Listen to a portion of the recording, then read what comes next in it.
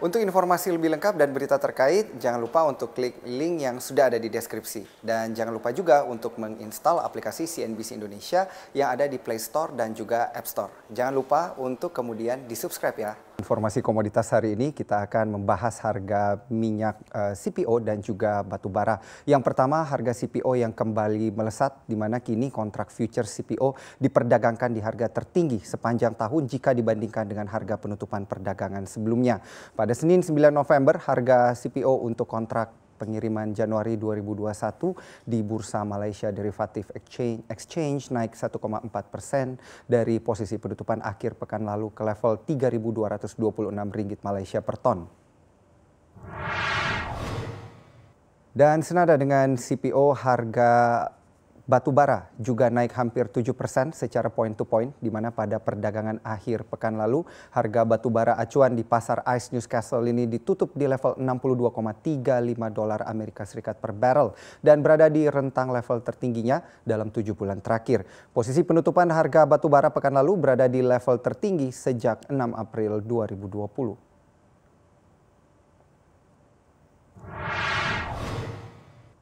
Euforia Joe Biden dan Kamala Harris yang kemudian ditetapkan sebagai presiden dan juga wakil presiden Amerika Serikat terpilih yang mengalahkan Trump dan juga wakilnya saat ini. Kemudian ini dijadikan satu momentum juga ternyata bagi pasar untuk kemudian melihat lagi ke arah mana pergerakan komoditas-komoditas di dunia ini akan bergerak. Saat ini sudah terlihat harga CPO dan juga harga batu bara dan juga bahkan diproyeksikan harga emas nanti bisa kembali ke $2.000 Amerika Serikat per troy ounce, tapi pergerakannya sudah kita lihat mulai saat ini di mana harga CPO kemudian kembali melesat dan juga harga batu bara kemudian juga kembali melesat. Ini pun juga sebenarnya dikatakan merupakan satu proyeksi begitu ya, karena dikatakan Joe Biden dan Kamala Harris ini lebih pro terhadap biodiesel dan juga lebih pro terhadap green energy, sehingga terjadi spekulasi begitu ya di antara para pelaku pasar apakah pergerakan harga komoditas-komoditas yang terkait dengan fosil energi nantinya akan terkoreksi lebih dalam begitu ya, karena negara adidaya Amerika Serikat yang dipimpin oleh Joe Biden kemudian memilih bioenergi, dan juga bagaimana nanti jadinya terhadap pergerakan harga batu bara, di mana batu bara ini tentunya menjadi komoditas utama bagi Republik Indonesia. Kita lihat bagaimana pergerakan commodity report ini dan bagaimana juga pergerakan harga sahamnya yang kemudian dipengaruhi oleh pergerakan harga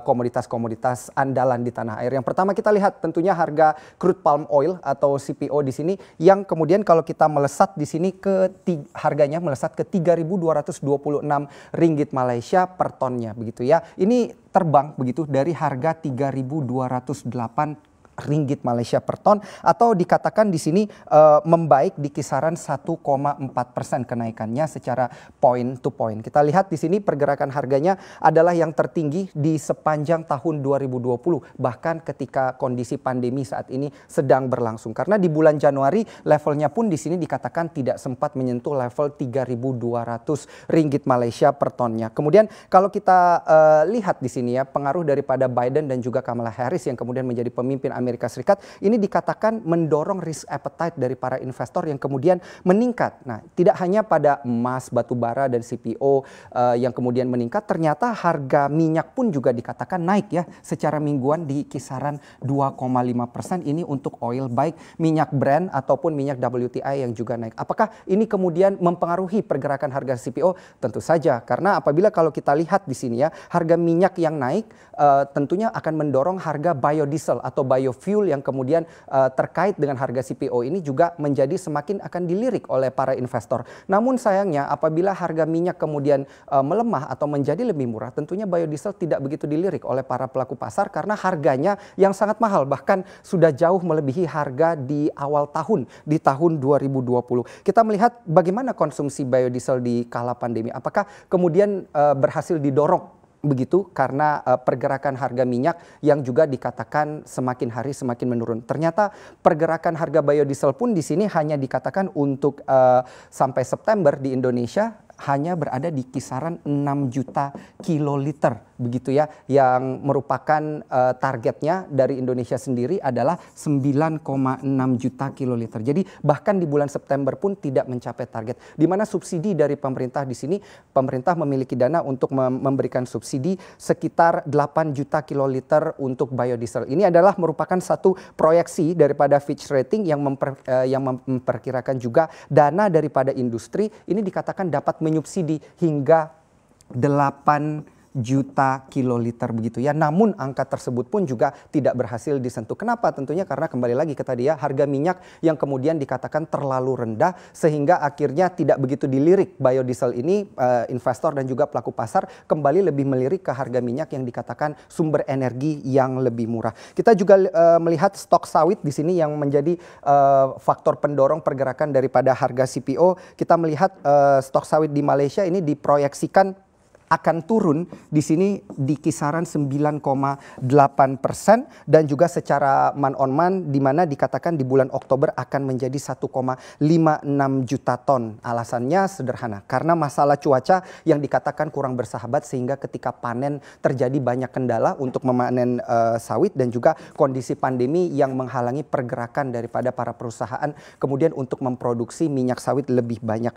Dan alasan lain yang kemudian juga mendorong kenaikan daripada harga CPO dapat kita lihat di sini adalah ekspor ke negara India pada saat perayaan Diwali, di mana tentunya ekspor yang sangat besar dilarikan ke negara India tersebut karena tentunya memiliki potensi dan juga permintaan yang cukup besar. Ini dikatakan potensi dan permintaannya juga mengimbangi ekspor ke negara Eropa dan juga ke negara-negara seperti China, negara-negara lainnya. Tentunya karena produksi barang, supply dan demand berlaku begitu, karena produksi barangnya semakin sedikit, akhirnya permintaan dari India pun juga membesar sehingga terjadi pengetatan jumlah CPO yang kemudian mendorong kenaikan harga CPO. Kedepannya tentunya dikatakan oleh para analis harga daripada CPO ini kedepannya juga akan mengalami peningkatan karena ketatnya jumlah produksi CPO. Kita melihat juga dari sisi emiten hari ini yang merespon pergerakan daripada harga CPO untuk kontrak di Januari tahun 2021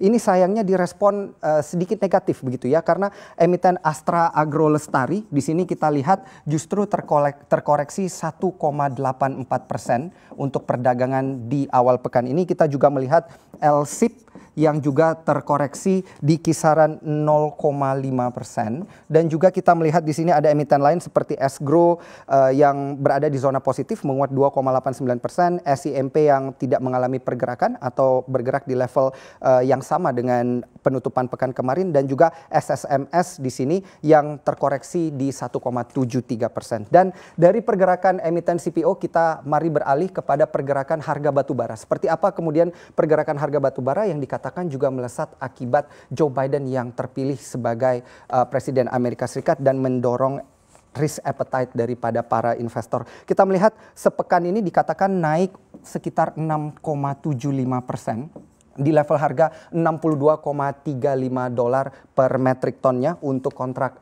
berjangka ICE Newcastle, dan dikatakan juga di sini penyebab daripada kenaikannya adalah karena permintaan yang membaik di tengah relaksasi lockdown dan juga ada pengurangan produksi begitu ya selama pandemi, dan juga dikatakan ada harga yang rendah sepanjang pandemi. Dapat Anda lihat di sini dari bulan April kemudian hingga bulan September harganya hanya berada di bawah kisaran $55 Amerika Serikat, bahkan kerap kali sering menyentuh level $50 Amerika Serikat per metrik tonnya. Tentunya Indonesia yang memiliki banyak perusahaan terkait dengan batu bara dan kemudian mengekspor, apabila harganya turun ini menjadi satu kabar yang kurang menyenangkan begitu ya, terutama bagi emiten-emiten yang memproduksi batu bara. Pemicu kenaikan harga kontrak berjangka ICE Newcastle batu bara pun juga di sini dikatakan adanya ketatnya pasokan batu bara di China, di mana China sendiri di sini juga mengetatkan jumlah daripada pasokan batu bara di China, di mana harga batu bara